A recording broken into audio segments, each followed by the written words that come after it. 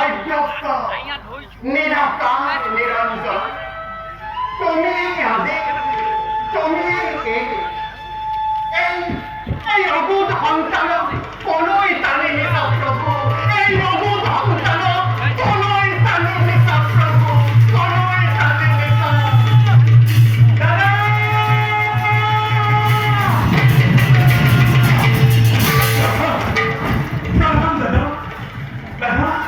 যুদ্ধধর পরম মিত্র কর্ণ মহাবীরাতে যুদ্ধক্ষেত্র করা প্রাণ লয় করা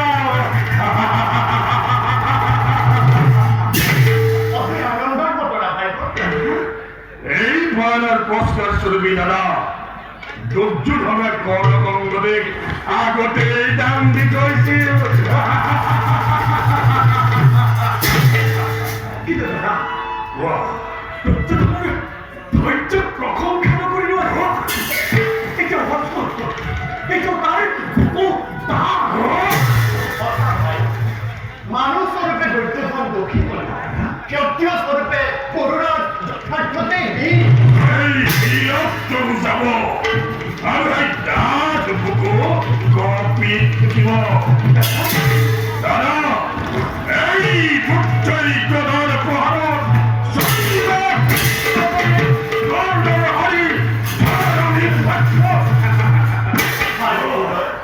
বিশ্বাস করো তোমার প্রচন্ড ভক্তি কিন্তু ভাই ভুল ধারণা হয়েছে কর্ণ এইবার রুদ্রমূর্তি ধারণ করবে কারণ কারণ কোনো ক্ষত্রিয় বীরে পরাজয়ের কলঙ্ক সহ্য করে থাকে বলতে তার ভাবে চিন্তা করে মেরে কোনো কারণ স্বয়ং যদুপতি কৃষ্ণ আমার ভাই দাদা তোমার খাতর করা গান্ধী আর দাদা বিকুদার খাতর করা বাধাই যুদ্ধ করিব ভাবছি এটিও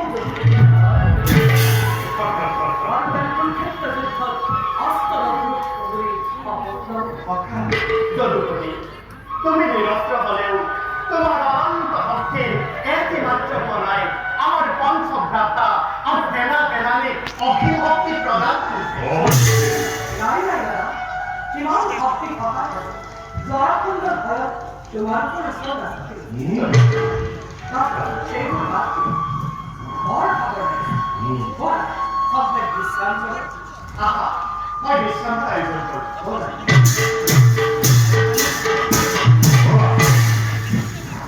যদুপতি আমি উত্তরান্ত হিমাচলে করুণের লগত যুদ্ধ করি ক্লান্ত হওয়ার উপক্রান্ত আজ ক্লান্ত কারণ ভোক্তা আর বড় ছিল হিমাচলে করুণের লগত যুদ্ধ করি যদুপতি অর্থাৎ পুনঃ অভিনত হতে বিপুলের স্তর বিরক্ত করিব নোয়ারে মাধব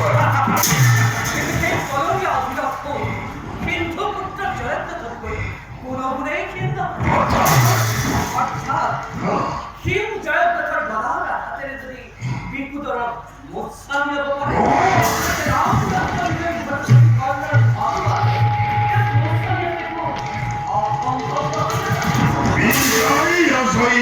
আমার বাধব জনপদ ভক্তিমন মহাপ্রলয়কে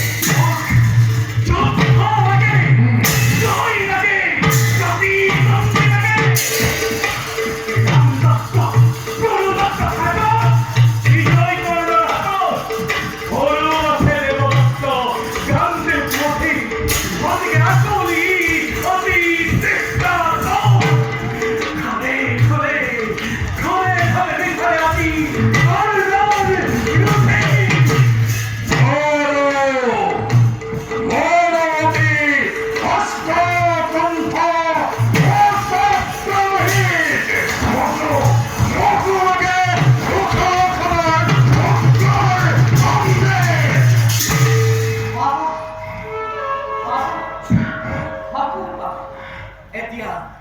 বলা বলা